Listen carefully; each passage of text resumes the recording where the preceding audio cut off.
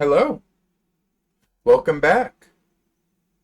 When you think of depression, what comes to mind? Sadness, loneliness, some guy sitting out in the rain, letting himself just get soaked, crying and sulking into his despair? Well, yeah, that's true, but depression doesn't always look like that. It wears thousands of masks. I'm going to be straight up honest right now. I used to I used to mock depression. I used to mock people with depression, and I've changed a lot since then. Now I don't. I'd say things like depression isn't real, just be happy.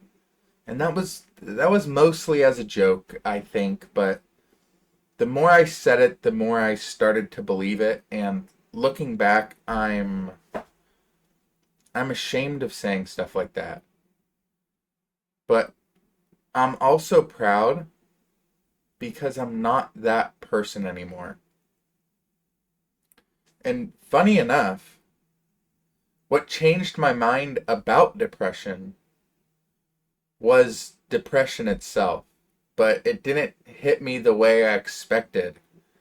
I wasn't sad or I wasn't anything that we listed in the beginning of the video. I was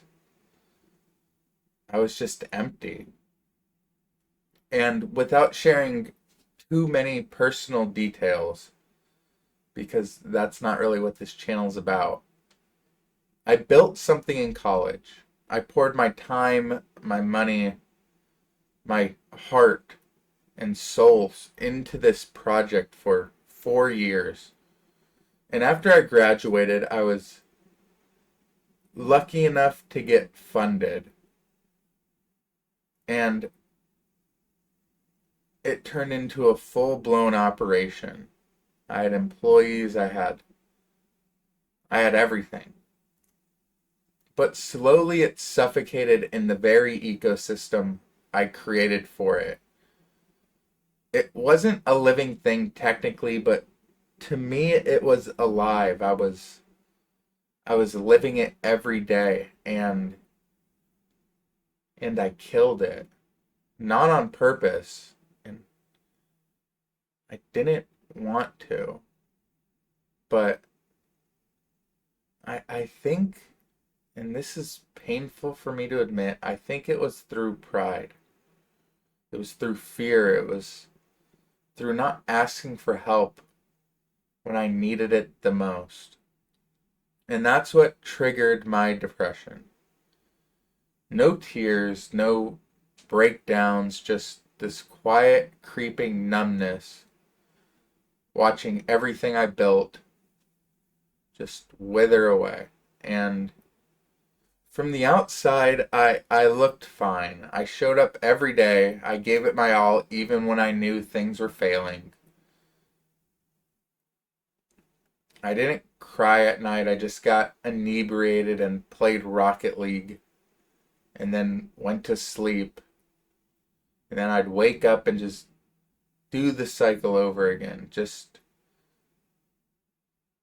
trying to put on a happy face, watching the slow collapse of what I built crumble beneath me.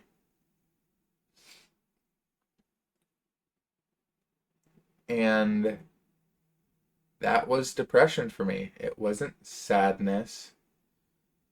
It was it was hopelessness. It was doing something because you have to, not because you love to. I loved the thing I started and did, but I didn't love watching it die.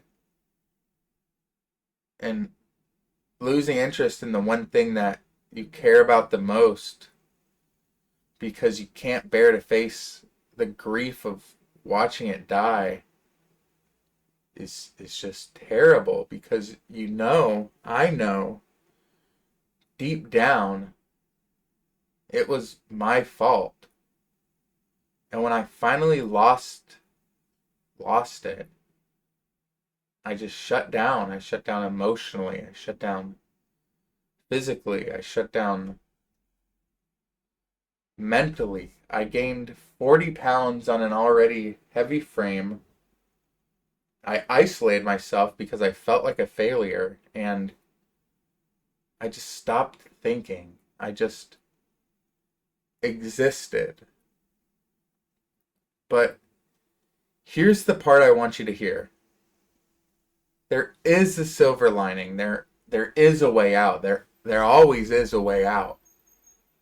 I lost that weight and more that I put on. I'm the lightest I've ever been in my life. I got therapy. I asked for help on how to process this grief of losing something that you've put all this effort into. And I became a better man because of this experience. It was a big price to pay for that experience, but I paid it, and to me it was worth it. And I finally learned the most important lesson depression ever taught me is you need to be the one that asks for help. I just had multiple videos saying that you need to pull yourself out of this hole, that you need to do all this, and I'm standing by my word. Like, you need to pull yourself out. You need to be the one to ask for help. Nobody can help you if you're not open to receiving help. You don't need a handout. You just need a hand up. You still have to meet life halfway. You still have to fight for your comeback. But once you realize that, then you don't have to do things alone. You can pull yourself out of anything. Believe me. And with that being said, thank you so much. Thank you so much for watching. I'll catch you next time.